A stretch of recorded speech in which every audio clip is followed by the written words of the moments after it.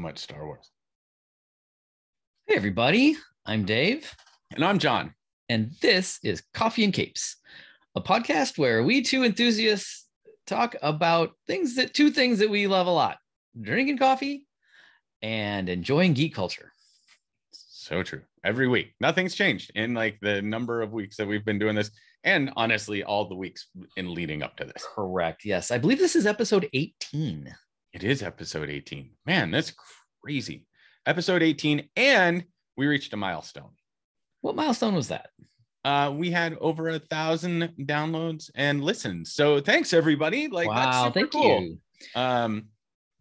We know by comparison to, I don't know, hugely famous people, that's not much, but we appreciate all of you that have come on this ride with us. We're having a fun time. We hope you are too, listening, and we're just going to keep it going. Yep, for sure. Absolutely.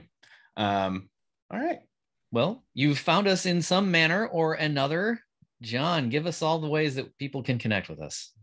Absolutely. So if you're watching this, you found us on YouTube.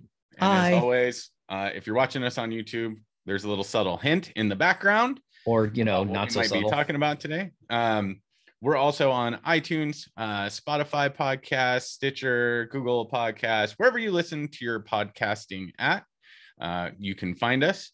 And then we're all over the interwebs on social media. So Instagram at coffee_N_capes. We're on Facebook. We're on Twitter. We do have a website coming very, very soon. Yeah. And if you want to reach out, you've got comments, questions, thoughts for a future episode, something you'd like to hear us talk about that's particularly near and dear to your heart, you can shoot us an email at supers@coffeeandcapes.com. Excellent. Thanks for all the ways that you're connecting with us. We appreciate that. We've enjoyed some comments and we're going to get to that in just a moment. But first, it's coffee time. John, what are you drinking today? I am drinking it's called Jones Coffee. It's actually a locally created coffee company, small coffee company out here on the West Coast. This is their medium roast West Coast blend. It's not bad. Every now and then you get a coffee that's just, okay. It's just, yeah. Does the job in the morning. And this one does the job in the morning. Yeah, I hear you. Somewhat similarly, I am back to the organic Mayan blend, which I enjoyed a couple episodes ago, but that's, that was some beans that we had sitting around, and hadn't finished that bag yet. So we were back to that one, and it's same. It does the job. It's not like my favorite ever, but it's certainly not terrible by any means either. It's a good, solid, wake you up in the morning kind of coffee. Yeah. All right, time for our next segment, our newest segment that we like to call Fan Fiction, where we respond or react to a comment or a thought that people have shared with us. Yeah. And thanks everybody for leaving your comments and your thoughts. It's great. We really appreciate it, especially when your thoughts differ from ours. Like, we learn stuff off of that. We get to see different opinions and ideas. So thanks for sharing. So this one comes off of Facebook from last week's podcast. And this is from David Palazzolo. And he said, I wish DC had a company that can do a better job than Warner Brothers, like Legendary Pictures. I'm sure they'll make DC films a lot better than what Warner Brothers has been doing to its franchise. And what a absolutely first, thanks David for the post, but it's a great point, right? Maybe a different movie company, production company, do a better job. WB has clearly had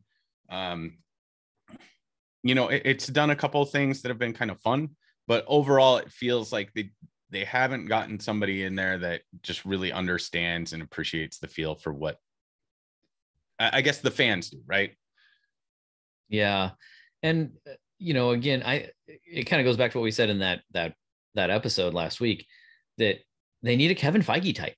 Like, I think WB could do it if they were willing to bring in a guy or a person doesn't need to be a male person, but bring in a person that can oversee it and really has a vision to cast. And it doesn't have to be, this super winding, convoluted universe the way Marvel has. They could do their own thing. But sure, I mean, Legendary Pictures is, I'm trying to think I should look this up. What are some good movies from Legendary Pictures? Is that who Christopher Nolan used? What's that? Was that who Christopher Nolan used? Oh, great question. I can't remember. You're our looker upper guy. Yeah. I'm looking. Legendary Pictures films produced. Oh, we've got the recent Godzilla stuff. Okay. Got like Kong, Skull Island, Dune, Pacific Rim. Oh, here's Dark Knight. Okay, so yeah, Legendary Batman Pictures. Begins, Dark Knight Rises. So yeah, the Christopher Nolan trilogy was Legendary Pictures. Yeah, it's so really good point then by David. But apparently so was Man of Steel. So I enjoyed Man of Steel. I didn't think Man of Steel was bad. Yeah. I mean, John Wick is Legendary Pictures. John Wick's epic. Yeah. But and so 300, there's a movie from a comic book that was, I mean, it's super graphic and whatever, but it man, does that movie look like the graphic novel? Yeah, that was absolutely one of those that just leapt off the pages of the graphic novel. And again, that was created by Zack Snyder and it was Frank Miller, and those two together just seem like Zack Snyder seems to understand Frank Miller and how to bring that to the screen. Right. So that makes sense. But the Nolan trilogy of The Dark Knight, right? That was really well done. So we'll see what happens. But great point by David. Thanks for that. That was a good comment. And if you have comments, again, leave them for us and we'll take a look at them. Of course, we always ask, right, that there's a certain level of respect within those comments. If you're disrespectful in the comments, guys, we are going to end up like giving you the boot because we just don't need that, right? So far, we haven't had to do that, but we want to keep it that way. Yeah, we'd like to keep it that way. Because our understanding of geek culture in general, and certainly comic books in particular, are that, it's a place where everybody can find themselves. Absolutely. Yeah. All right. Well, John, what are we talking about today?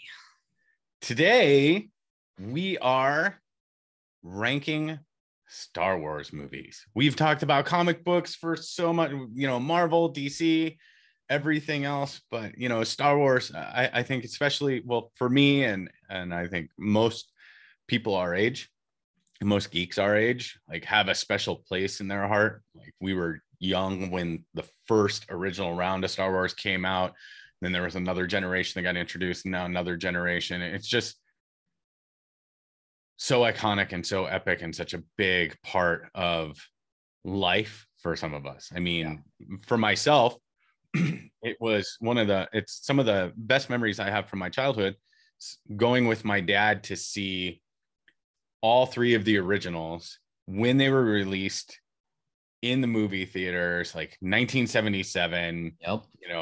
It was, what was it, 1980-ish? 1980. Yeah. 1980, right, for Empire, and then Jedi after that. And I remember very clearly, as crazy as it sounds, like I can remember sitting in a movie theater in Oregon with my dad and my aunt, and people smoked in the movie theater. Oh my gosh. Right. That's crazy to think about. Right. But I remember looking up and those credits hit and the music hit, and there was a spaceship, and my eyes had to have been twice the size of my head. Right. Just that epic moment of like, what is happening? This is, people go to space? Right? Because at that age, you're like, people go to space? Yeah. I for sure. In 77, I was like 5 or 6 years old or whatever. And just loved the first Star Wars movie, which back in the time we called Star Wars. Mm-hmm. Yeah. And then I remember later that year visiting some family, and we went to a drive-in theater, a double feature. We saw Star Wars again with Logan's Run. That for a throwback. There you go. That's a that's a good one. Yeah. But yeah. And then, very quickly got some of the action figures with the little plastic cape thing and the lightsaber that lightsaber slide out. Yeah. Yep. That was yeah, and you had the X-Wing toys and Millennium Falcon toys and speeders and everything. And man, that was the thing. And it was the thing for years, years. Like it kept going. And then Empire came in and just introduced a whole new set. And then Jedi showed up and then introduced another whole new set. And those movies carried us forever until, George Lucas came back around and said, those were the last 3 chapters of a story. I'm going to tell the first 3. And then he did that. Yeah. Right. And then we got another chapter and some standalone movies. So I think it's time we rank these. It is. Yeah. We haven't had a new Star Wars product to react to yet. Not in the movie theaters. Not in the movie theaters. Yeah. We are watching Boba Fett. We'll react to that when it's finished. We like to do that for the TV series, to wait till they've completed the season before we have a reaction podcast. And we'll do that. That's coming up. Yeah. And Mandalorian's not in here. We didn't include some of the old holiday specials or the cartoons or anything like that. We're just, this is solely the films that have been released in the theater. So in case you're like, well, where is this one? Sorry guys, this is just what we're doing. Otherwise this would be a 3-hour episode, a 3-hour tour. If you're our age, that landed well. If you're not our age and you're like, what in the world was that reference? It's okay. Talking about right. So, and we are going to go from what we feel is kind of worst to first. Yep. And Dave's rankings, I think it's important everybody knows your rankings, Dave, could very well be different from mine. We didn't discuss these beforehand. I hope so. It'd be boring if we have them completely the same, but I guess we'll find out. If we have them completely the same, that means that we're clearly right. We're clearly right. Yeah. So, Dave, why don't you kick us off? Your least favorite Star Wars movie? Sure. So, by my count, and I am bad at math, but by my count, we have 11 movies to rank here.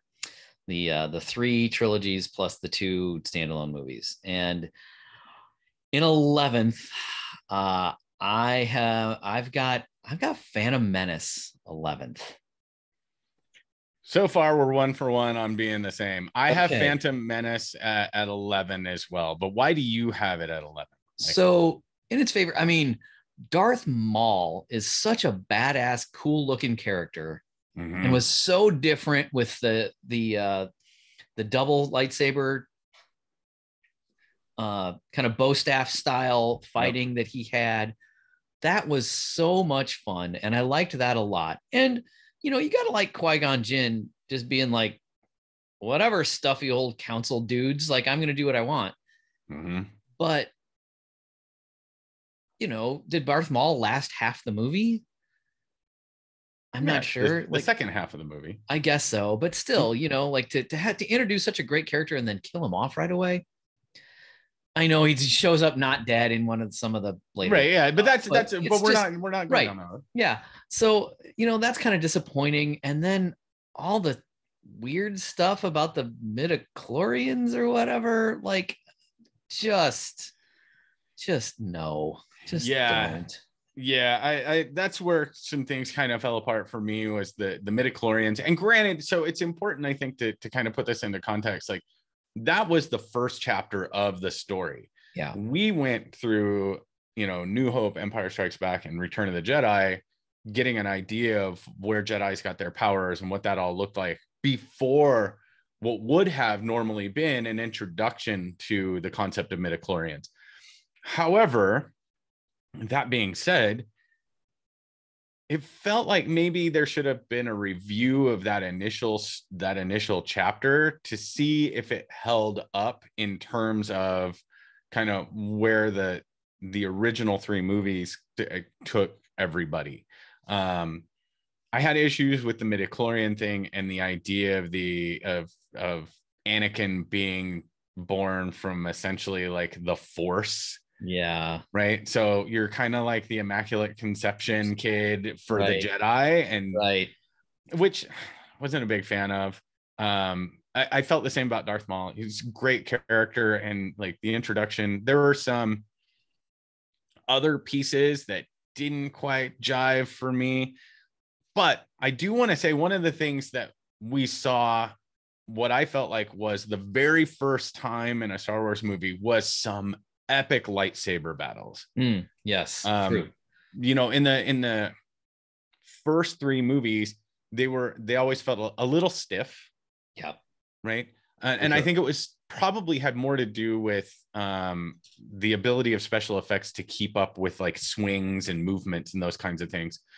Not that they didn't have good fight choreography back then. Right. Right. Yeah. But in this one, and of course, Sir Alec Guinness would have been like 75 years old or whatever. Who cares, man? He's Obi-Wan. Right. I know. But that might limit what you can do in a fight scene. Yes. But the moment, so Darth Maul kills Qui-Gon, and then the moment that those ray shield doors open and it's Obi-Wan and Darth Maul going at it, that was the most amazing lightsaber battle like I had ever seen. That we had seen to that point. Yeah, that's a great point. Yeah. I mean, it was well choreographed. It was pretty fantastic. We got to see just kind of the Jedi that Obi-Wan really was, which was fantastic. So I enjoyed that. The kid that played little Anakin Skywalker was a little stiff, whiny, a little annoying, but he wasn't as annoying as Jar Jar Binks.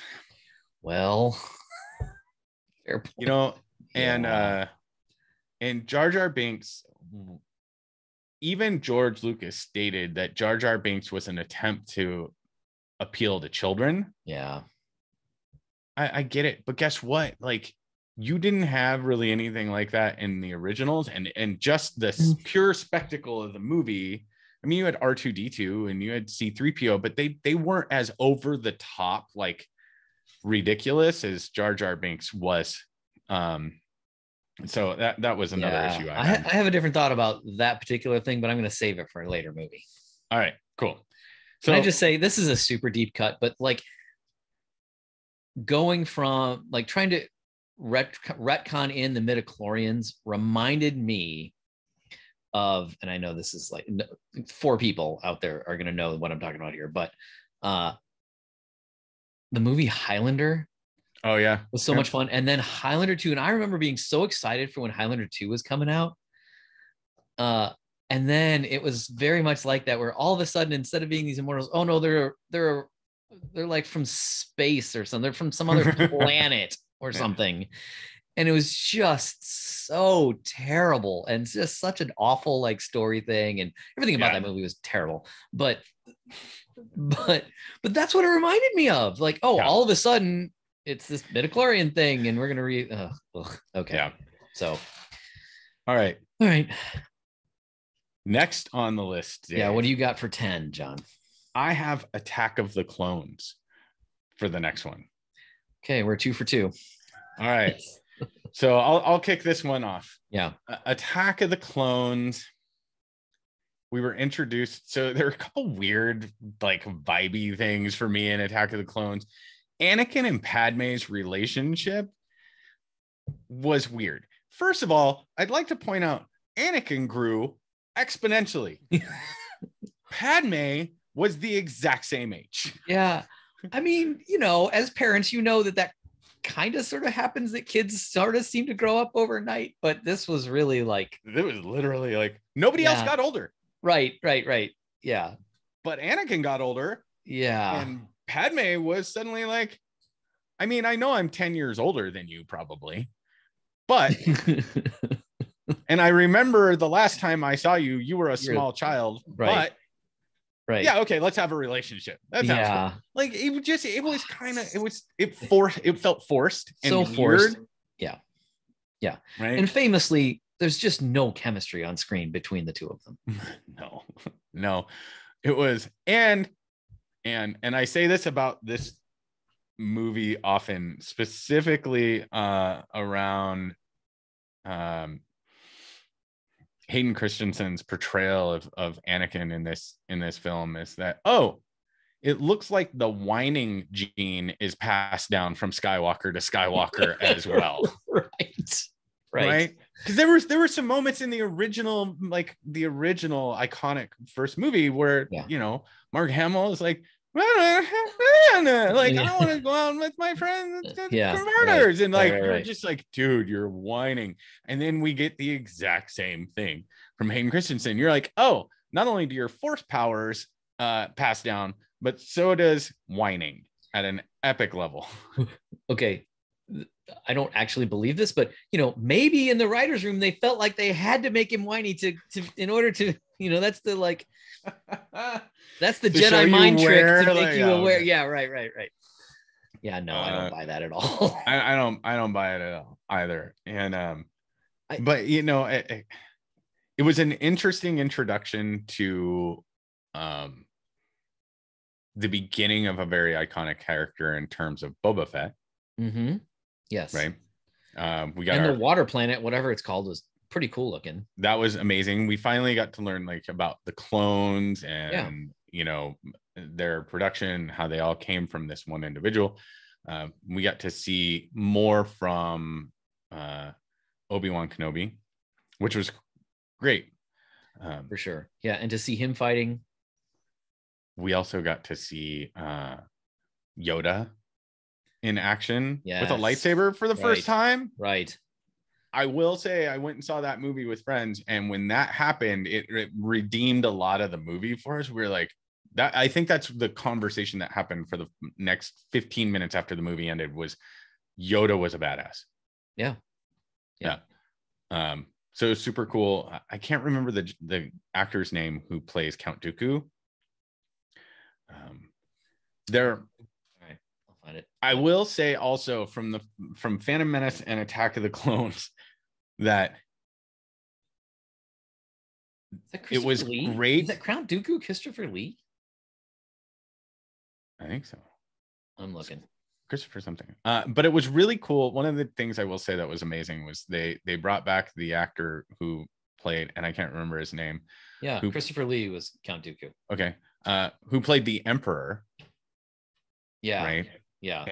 And gave him his role in the in starting in Phantom Menace, and we got to see and it was really hard not to just place that with, we all knew where he was headed if you'd watched the original 3, right? And so you're screaming at the screen almost going, how do you not know that guy is evil? Right. Don't trust that guy. He sounds evil. Stop giving him power. Yeah. Don't give him power. Ian Diarmid. Yeah, he's phenomenal as the Emperor and as Senator Palpatine, and so that was good. We got to see, some worlds that we'd never seen before, but overall, I mean, it just, the love stuff between Anakin and Padme felt forced, hard to swallow, so much unrealistic. It landed flat. So yeah, for sure. Yes. All right, Dave. Next on your list. All right, next, 9th. I have continuing the theme here in the 9 spot. I've got Revenge of the Sith. Ooh, we have a very different view of that movie. In the 9th spot, I have Solo. Oh, okay. Yeah, the Han Solo standalone movie. Okay. So tell me about your Revenge of the Sith. So maybe part of my disappointment in that movie is too high expectations, that I really the appeal of that movie was going to be, oh, we finally get to see Anakin's true turn to the dark side. Mm-hmm. And we did get that some. I mean, obviously with him, I mean, spoiler alert for a 20-year-old movie or whatever, like Right, watching him kill all the younglings was super, super dark. Super dark. But then the fight between him and Obi-Wan, I loved that. I thought it was okay, but the whole like, I've got the higher ground, and so good. I don't know. It just seemed hokey to me. So good. I loved it. I absolutely loved it. And when we get to where I have it on the list, I'll talk about why I loved it. Yeah. So it's, I don't know, and it hasn't really stayed with me. Like, other than the fight scene on Mustafar, the lava planet, right? Yeah. I don't really remember a lot about that movie. Like, it just hasn't. It just didn't have the staying power. Fair. That's fair. Yeah. Fair. I guess ultimately I thought I was going to get a better understanding of the story. Like, what makes him flip? Like, it just seems sort of trivial what made him flip over. Interesting. Yeah. And again, the relationship with him and Padme still was super wooden and weird, and but now they're secretly married. Okay, great. But it's and my goodness, what's her name? Natalie Portman is a terrific actor. Yeah, just phenomenal. That whole combination just didn't work for me. Yeah. We'll talk about what I liked about it when we get to it on my list. Yeah. So Solo for me. While I liked the movie, right? I did enjoy it to an extent. It's like one of those rare Star Wars movies that's a one and done. Like, yeah, you know what I mean? And I think the other thing was Han Solo's such an iconic character. Yeah. So iconic. And I think I went into it, and I think this is a fair statement for me, that I went into it with much higher expectations because of the love for that character overall. And there were some great actors in that movie, like absolutely amazing actors, and some really fun stuff that, we got to see, like how did Han and Chewie become pals, and right. And everything else. And the actor who played Han Solo, and I can't remember his name. I got it. It's Alden Ehrenreich. Okay. I could be saying that wrong, but he's not bad. But he never really felt like other people in the movie felt like their characters. Was it Donald Glover? Yes. Who plays Lando Calrissian? Yep. Right. He was epic as Lando Calrissian. I mean, you really saw him as the young Lando Calrissian. There was like no question in my mind about that. Agreed. Yeah. But young Han Solo, he was missing some of his swagger. So interestingly, I have Solo next. I have Solo at 8. Okay, well let's move on to 8 then, and you can tell me. I'll just say that I think it sounds like I liked Solo a little more than you did. I kind of felt like young Han Solo found his swagger. I mean, he had it a little bit in the early scenes with the little like band of orphans thing going on there at the beginning. I felt like he kind of found his swag. He had some then and kind of found it as he went along. I loved the thing with him and Chewie getting together. I thought that was really great and well done.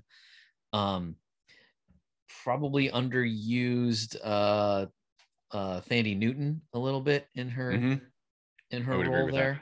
Yeah. But I liked the setup there, like with the crew, and that Han Solo has always been a little bit, or he's always been presented as kind of a risky character, like sort of, he finds his hero. He finds the hero within, as it were, in the right moments. But especially in New Hope, he's kind of presented as he's a guy on the edge a little bit. And, I felt like it kind of gave us that. I thought overall it was a pretty decent origin story movie for Han Solo, that you kind of got all the things you wanted. Like, how did he get the Millennium Falcon? How did he meet Chewie? How did he like come to have the attitude that he did? You know, it's a little tough that, well, he seems to have the love of his life here, and then later Leia becomes love of his life. And what happened to his relationship with Amelia Clark's character? What was her name? Kira or whatever. So you know, it for sure was not a perfect movie for me. This is kind of the first three that I ranked. So the trilogy 1, 2, 3 they're down there because they're disappointing. For me, Solo's 8th because not because I disliked it, but because it's just, I like all the rest of the movies that are left more. Sure. Yeah. And honestly, where Solo is on my list, I mean, we talked about this. There's only 11 movies. I mean, that's a lot of movies, but it gets tough kind of in the middle because you're like, I liked this one more because of this and this one less because of this. Yeah. And like I said, I didn't dislike Solo, right? There were some things that I wanted to see that I didn't get to see as a fan. And I had higher expectations for it going in. And that's, I think as a fan, anytime you place high expectations on something and get excited about it, you run that risk of a good movie not looking as good because you set the bar really high beforehand. Right. And for me, I think that's kind of what happened with Solo. And, you know, I nitpick it a little bit as a result. Yeah. But I'll go back and watch it again, you know, and I also think it was the first movie I saw that I went, if they're going to start doing TV series about characters, it would have been cooler to see this as like a series that we could have like broken into more and more and more. Like, so for me, I think that standalone would have really done better as a series on Disney Plus. Yeah, that's a great point. I think too, it suffered a little bit from when it was released. That I don't have the exact dates in front of me, but my memory is we got Force Awakens in December of whichever year, and then like the next December we got something else, maybe Rogue One, and then like it was a December they were doing December things. We got a whole series of movies prior to that and really with a year between them, and then all of a sudden Solo came out in like May or June or whatever, like early summer of that next year. So instead of getting a full year between, we only had a few months. Star Wars years. Yeah, we only had a few months. And I think that kind of, you know, it sounds weird, but you weren't as hungry for a new Star Wars movie. Sure. 4 or 5 months, 5-6 months after than you would be if it was 12 or more months later. Yeah, agreed. So what my next one on the list? Yeah, what do you have for 8? Right, is I had the Rise of Skywalker. Okay. This falls into this starts to get into that part of the list of like, I still like the movie, but it didn't like it missed or wasn't as good as others, you know, in that way, you know, as some of the other ones were. So Rise of Skywalker hits well for me, kind of I like the redemption arc aspect of Kylo Ren.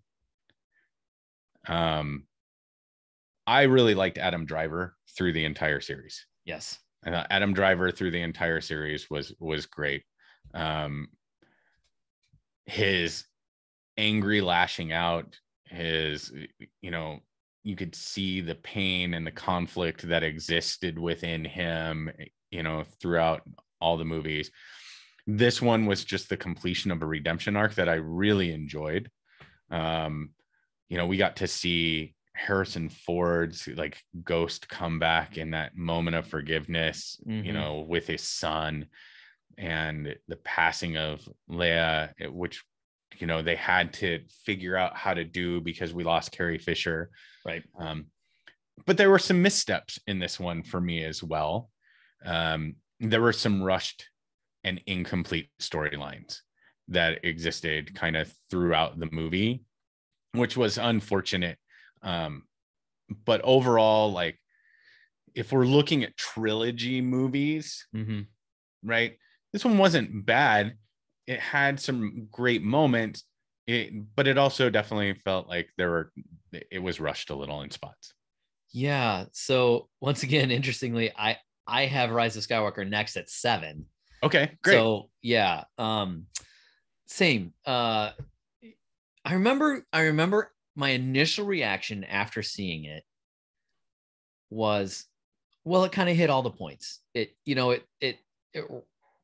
and by which I think it meant, it sort of wrapped up all the stories in a way, but actually it still kind of left some stuff unresolved, and maybe it was a little too neat in the wrap up.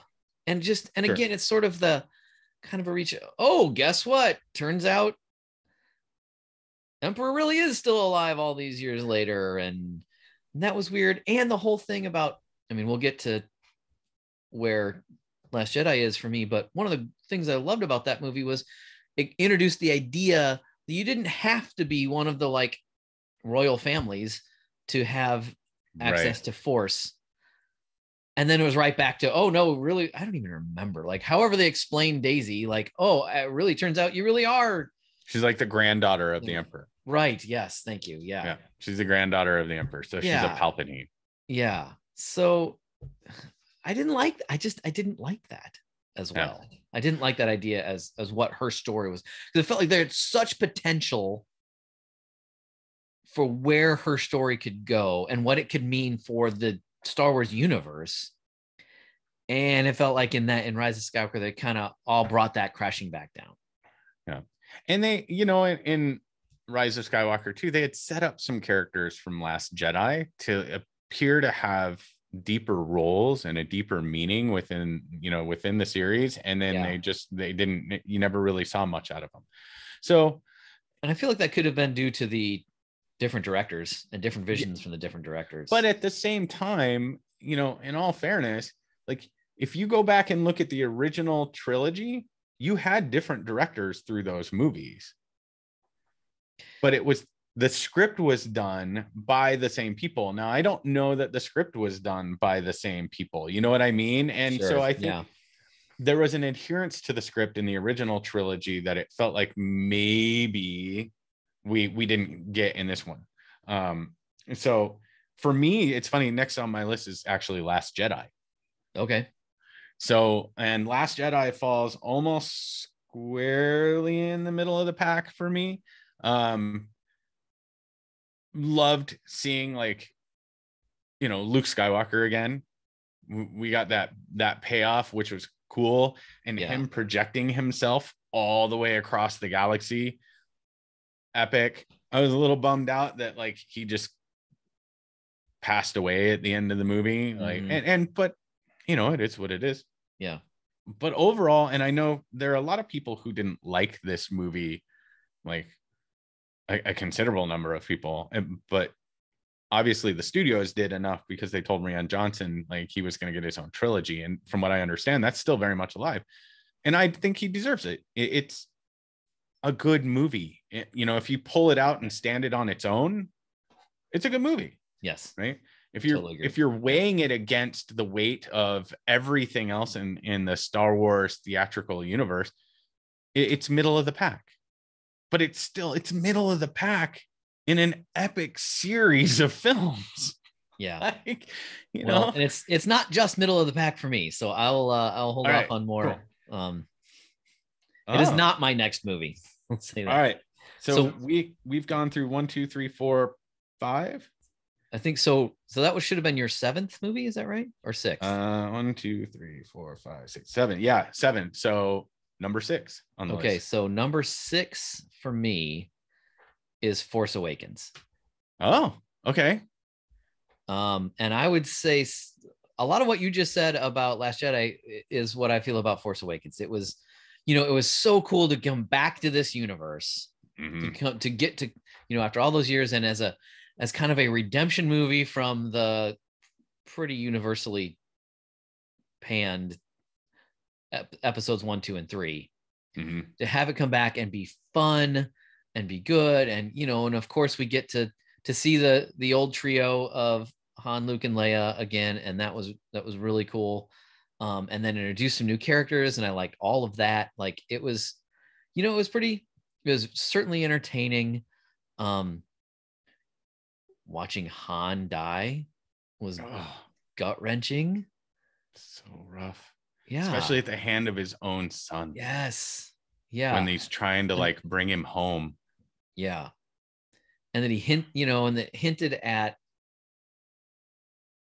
the involvement of Luke in the Kylo Ren storyline, right? And just how that those two families are just continually intertwined, and how the idea of, fathers and sons have issues, and like that's a whole thing. And so I feel like I liked that movie. It just, again, trying to rank all these in the of a 11 movie set, something's got to be number 6, and so that's how Force Awakens ends up number 6 for me. Okay. But I certainly didn't dislike it. It's entertaining, it's good. I don't know that I've sought it out to sit down and watch it again, but if I had a TV on and it came on, I'd probably watch it for a little while. Like, it's okay, cool. It's pretty entertaining. This one may actually get things thrown at me by fans. I put Return of the Jedi here in number 6. Okay. And I think Return of the Jedi ends up here in number 6 for me, because out of the original trilogy, I feel like this one stands up the least over time. And while we get to see some really cool things, like Han gets rescued by Leia out of Jabba's palace. We get introduced to Jabba the Hutt, right, and the Sarlacc pit, and we see Boba Fett end up in the pit. We also got introduced to Ewoks. Yes, and that's where I'm going back to your statement earlier about the not doing something just for the kids. Yeah. And that was done strictly for the kids. The Ewoks. That was just for the kids. Yeah, it was originally, if you go back and you hear anything about like what was originally supposed to happen there, it was supposed to be, I can't pronounce the name of the Wookiee planet, but it was supposed to be Wookiees. Right. Which makes way more sense. Taking out stormtroopers and would have been than a whole bunch of teddy bears. Epically cool. Right? Yeah, right. Would have been so good. Yeah. It would have been so good. But instead, we get like a handful of rebels and a bunch of teddy bears running around with rocks on sticks. Yeah. No higher than the knee of armored stormtroopers getting taken out by Ewoks. Yeah. What does stormtrooper armor protect you from? The same thing a Dune shield protects you from, apparently. Nothing. Yeah. Well played, sir. That was a good one. Yeah. But that was such a big issue for me. And it's so distracting. Yeah. Now, I will say, okay, this came out in 1983. So 11 or 12-year-old me loved the Ewoks.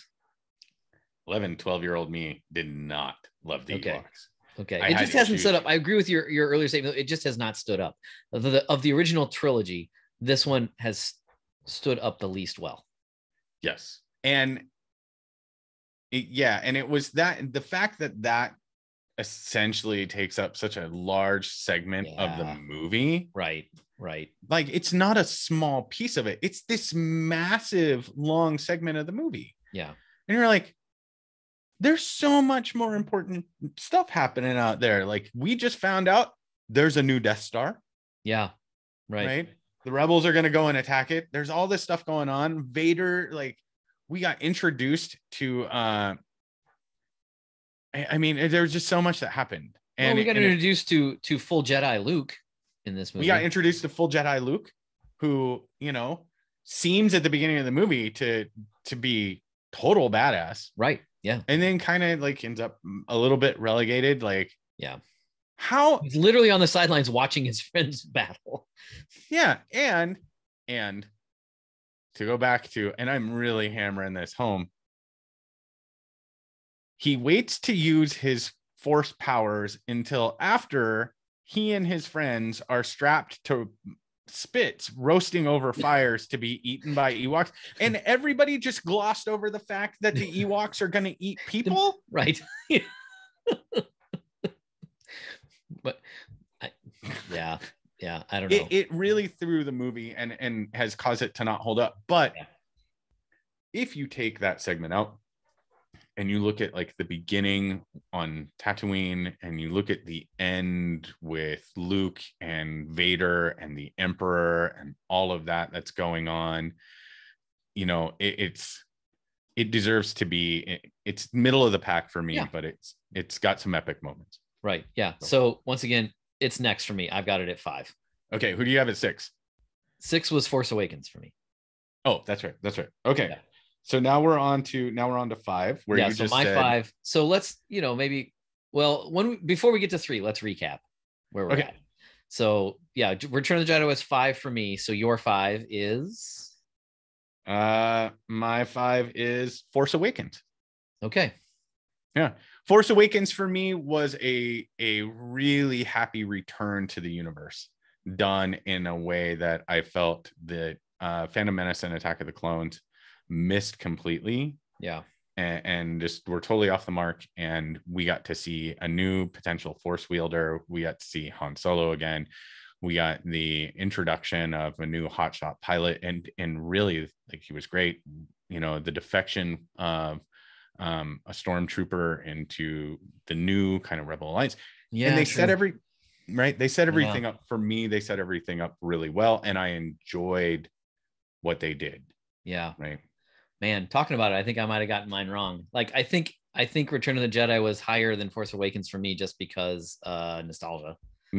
Yeah, that's fair. Yeah. You want to flip them? I kind of do. Yeah. All right. You're allowed. It's our podcast. We can do whatever we want. That's true. Yeah. That's a really good point. Like, Force Awakens is a objectively better movie than Return of the Jedi.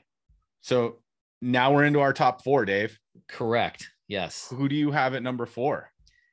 At number 4, I have Rogue One.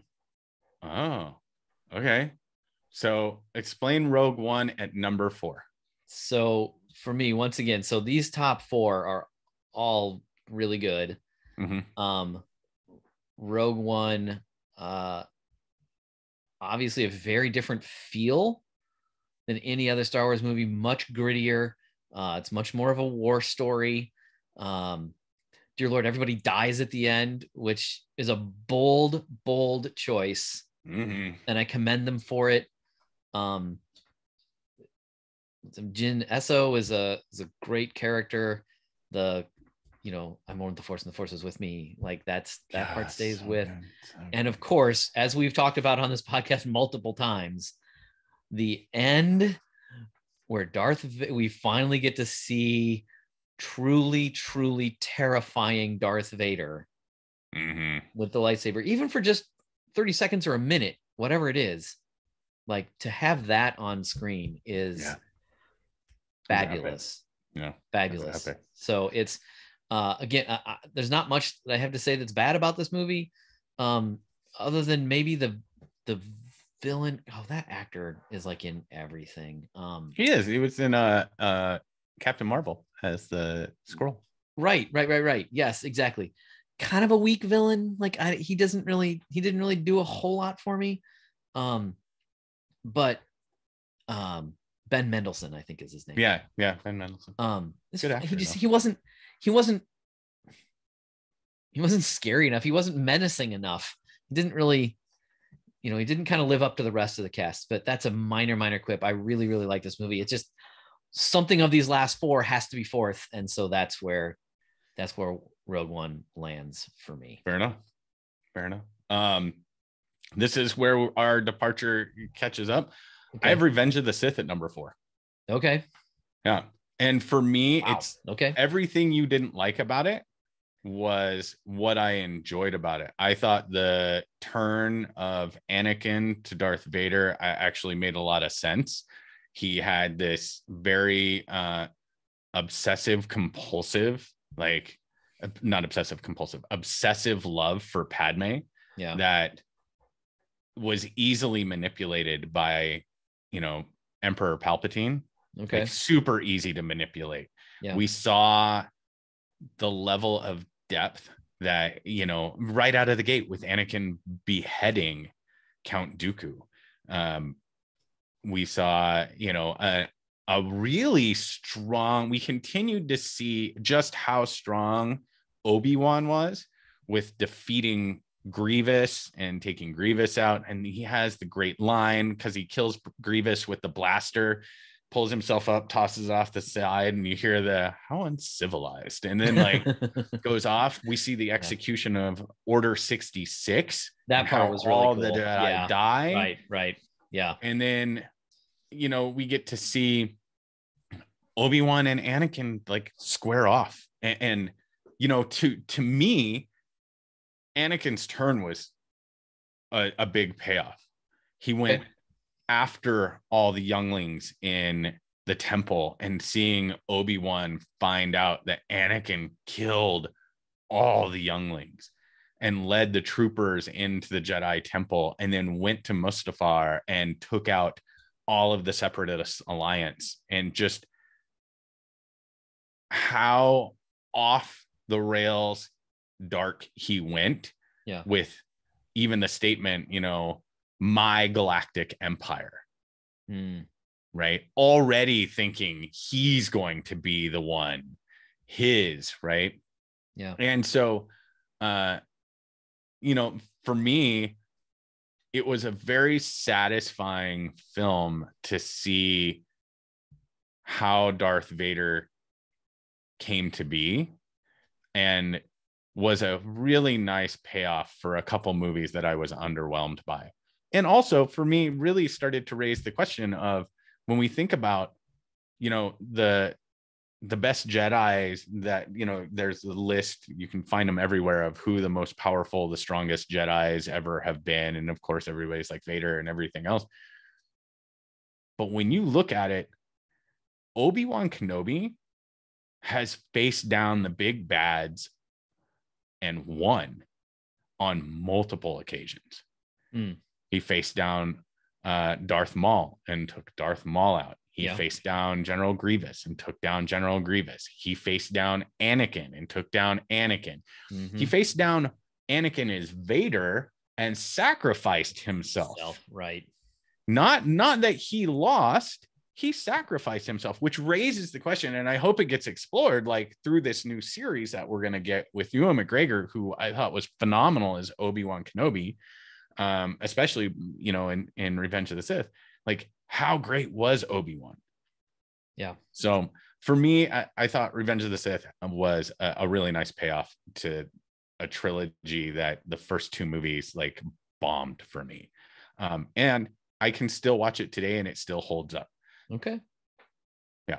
There. All right. We're into let's recap how we got to top three. All right. For me, Phantom Menace, Attack of the Clones, Revenge of the Sith, Solo, Rise of Skywalker, make an amendment to go Return of the Jedi 6, Force Awakens 5, Rogue One 4. All right. And for me, I had Phantom Menace, Attack of the Clones, Solo, Rise of Skywalker, Last Jedi, Return of the Jedi, Force Awakens, and Revenge of the Sith comes in at 4. So we're in our top 3, Dave. Yeah. Who do you have in number 3? Number 3, I have the original Star Wars, now known as A New Hope.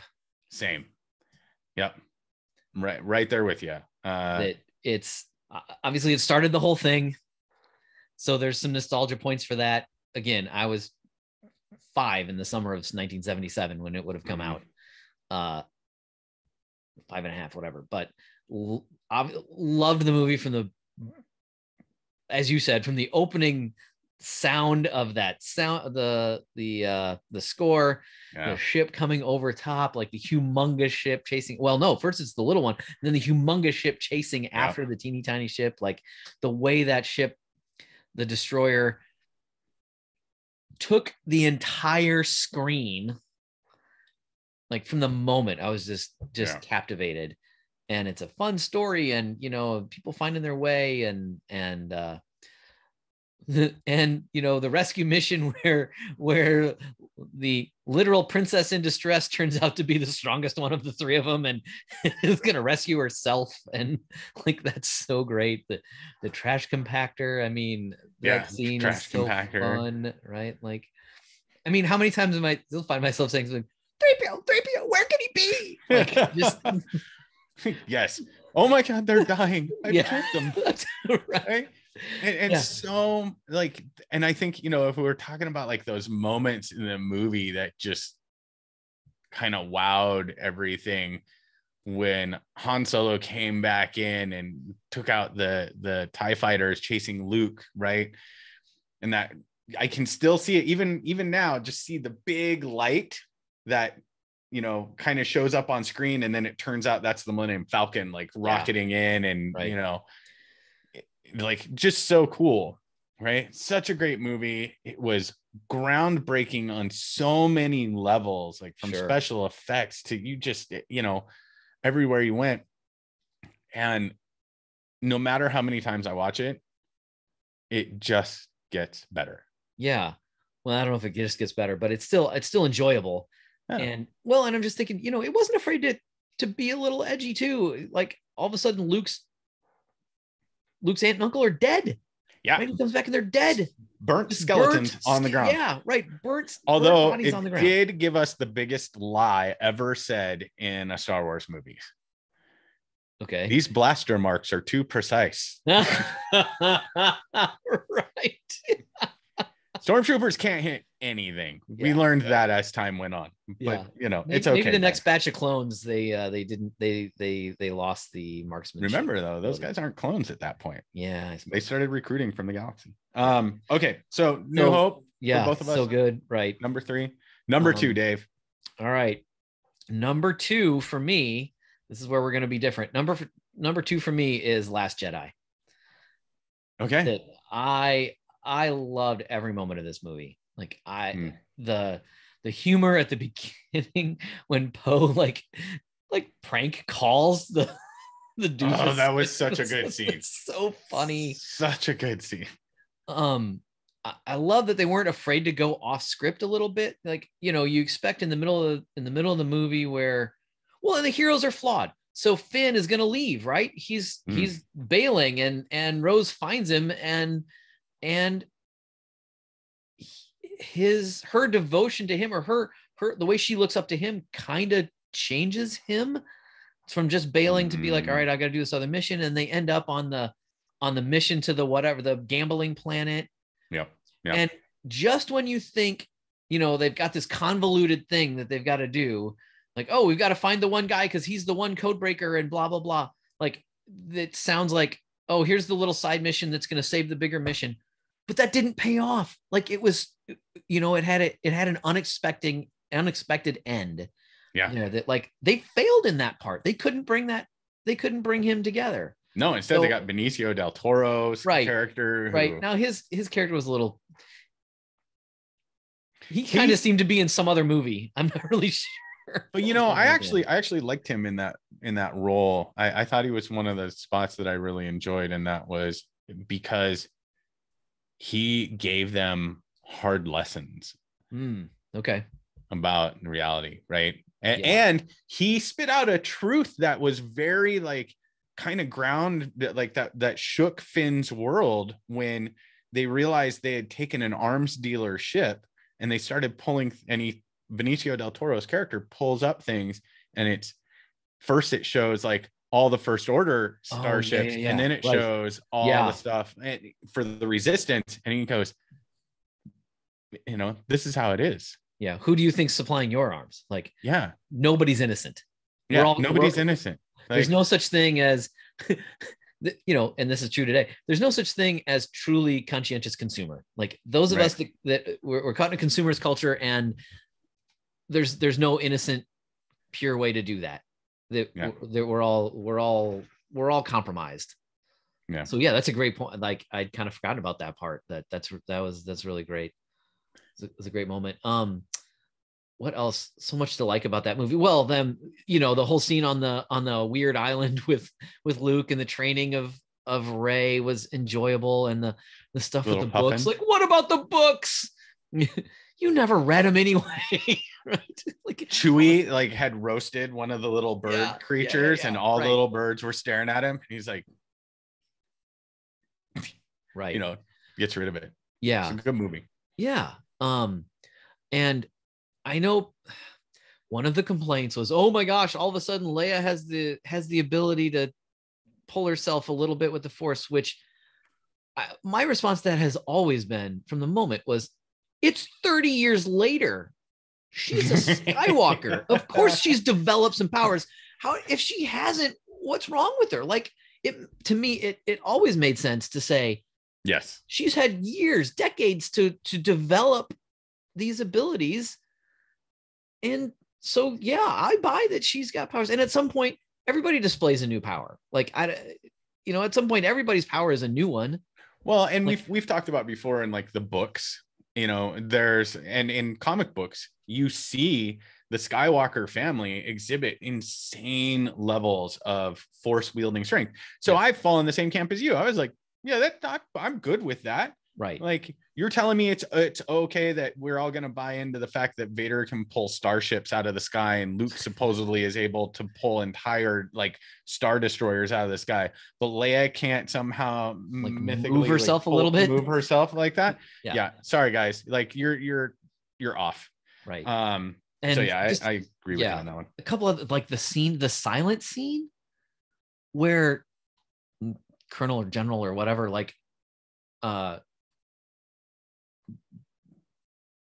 defeats the big destroyer by going to hyperspace, like too close to it and like taking out, and and everything just goes silent. Yeah, that was a cool scene. That was a really cool scene. That's a great moment. And I do really, really love the end where the little boy, the little like slave boy, uses the force to pick up the broom. Yep. Like signifying that the force is actually a force in the universe that is open to anybody anywhere. You don't have to be part of the big power structure, like I said before, royal family, in order to use it. Like I love the egalitarian move there of the force, and I really wish that whole thing had continued with I was surprised. I was surprised it didn't. So yeah, I think, to me, of well, there's only one movie left for me, but of everything else, to me, the Last Jedi is the pinnacle of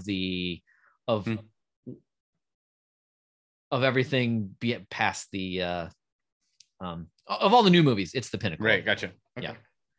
Yeah. That's fair. So this one, I'm going to guess, is actually your number one, and I have it at number 2, and that's Empire Strikes Back. Wow. Yeah. Yeah. And Empire Strikes Back, I think, and we can talk about it.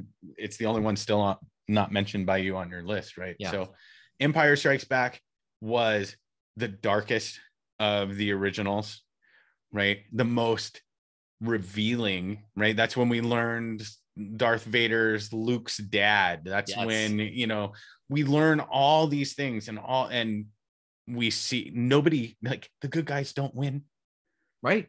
At all. Like, they could not catch a break. We get introduced to Lando Calrissian, phenomenally cool character played by Billy D. Williams. Cloud City, and Bespin. Yep. There's so many. We get introduced to Yoda and the amazing work done by Frank Oz and his team to bring Yoda to life. Met him in a swamp down in Dagobah. Yeah. Right. And a little Weird Al for you folks if you're done. It's so good. Yeah. And we get to see, some cool moments, like Luke crashes into the swamp and doesn't think he can move something that big, and Yoda showed up and was like, man, and set it down, and you're like, well, that's kind of a big deal. Amazing. Right. And and the way Yoda's introduced is kind of a little imp, right? Mm-hmm. He's like, might or help you, I will not. Yeah. Right? Like the whole, totally. Like just beating R2 with his just hit him with his cane over and over again.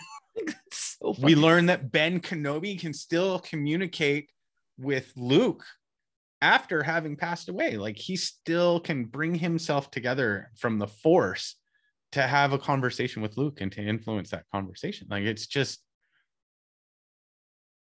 and I'm sorry, the opening Hoth sequence. Oh, great.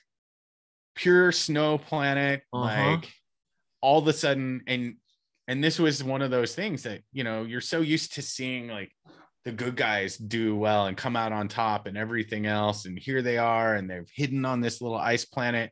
And then we get introduced to walkers. Yes. And they annihilate the rebels.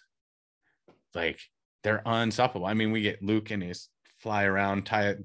Right. Remember, and if we didn't have that scene, the walker Spider-Man wouldn't have been able to, if we didn't have that scene, Spider-Man wouldn't have been able to reference it in the remember that really old movie? Right. And the guy and the walker thingies. Right. And the whole thing with Luke has been memed to death. Like, but in the moment, both the reveal that Darth Vader is his father, no, it's impossible, and that that face, and then like when he loses his hand, but oh my God, Luke lost his hand. Darth Vader cut his hand off. Yep, that was insane. We had not seen that in that sort of like good guy versus bad guy movie before that. Like that was, if like my kids or my son who likes geek stuff, he's 16. If he watches that, it just doesn't have that same impact because he's seen so much other stuff. Right. But in 1980, this movie hit hard. Yeah. So obviously it's number one for me. Yeah. And I think I've got it and Last Jedi pretty darn close, but I think because it went there first. Sure. Okay. Empire Strikes Back has the top spot for me.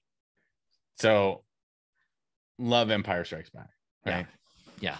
As a result of like the kind of what it gave us around Darth Vader, right? He froze Han in carbonite. He cut Luke's hands off.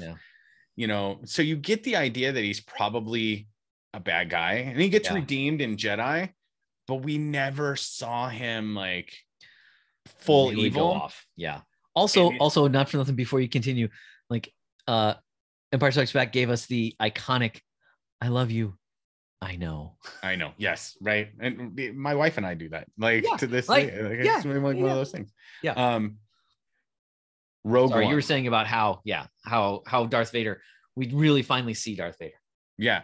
And so I think that's one of the things that made Rogue One so good for me. One, in Rogue One, it never really felt like the good guys got a break. Yeah.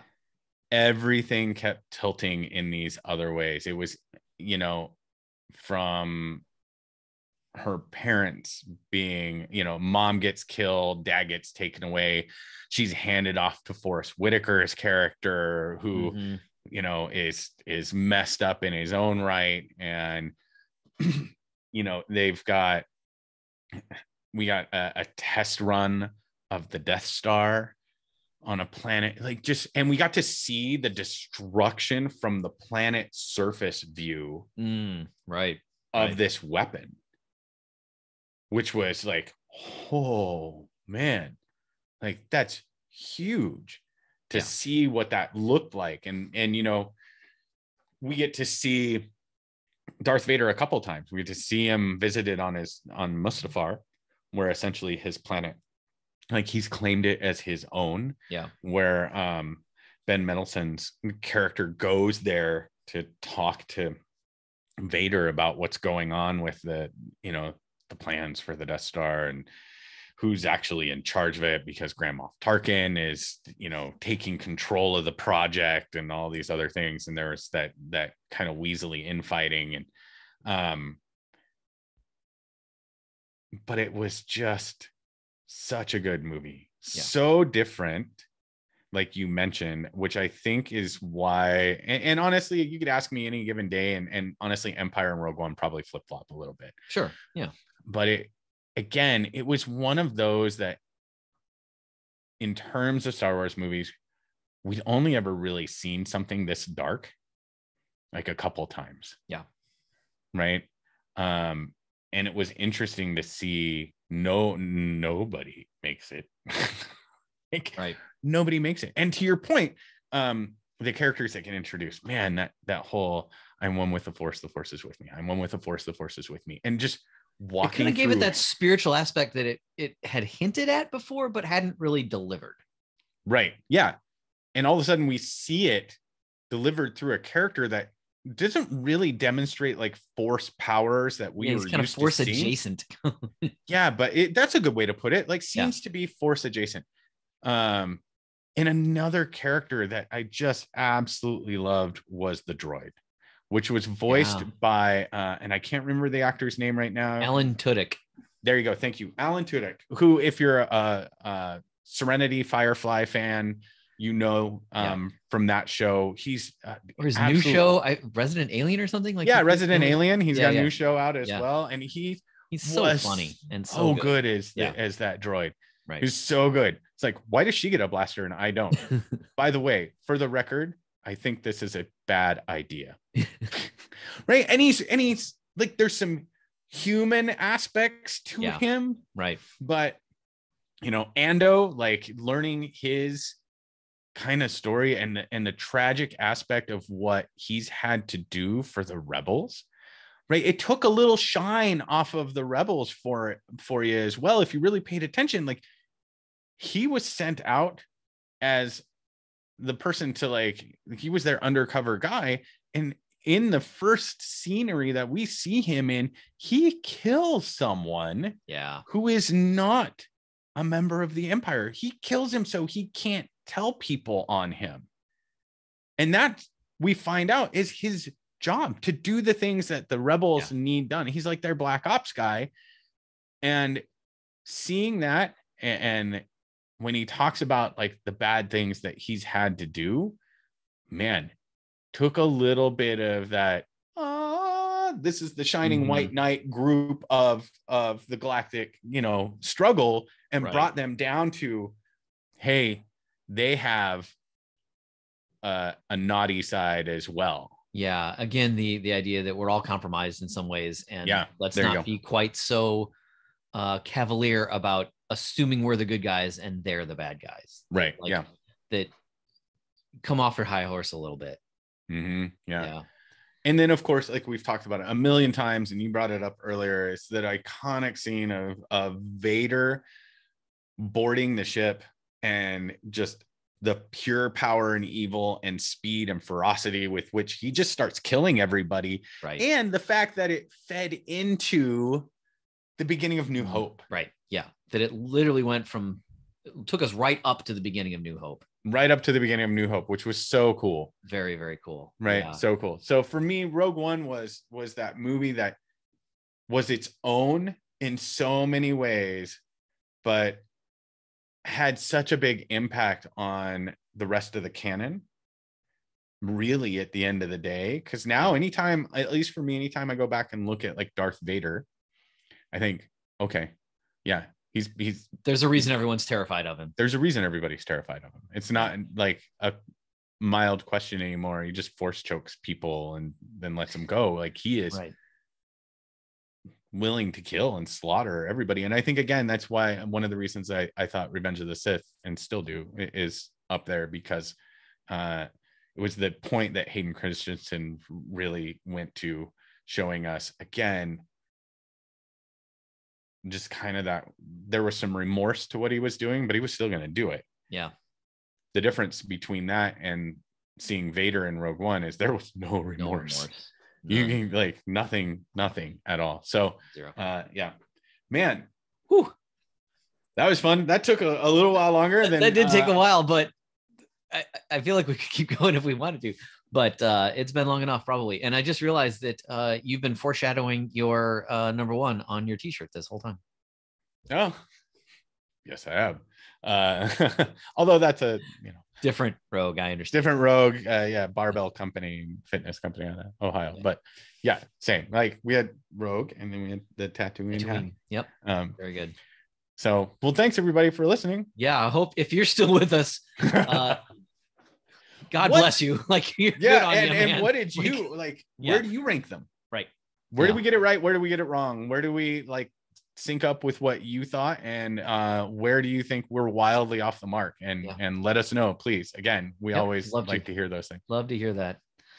Sweet. Awesome. Well, thanks everybody for joining another episode here. Until next time, be well, and we'll see you next week. Bye, everybody.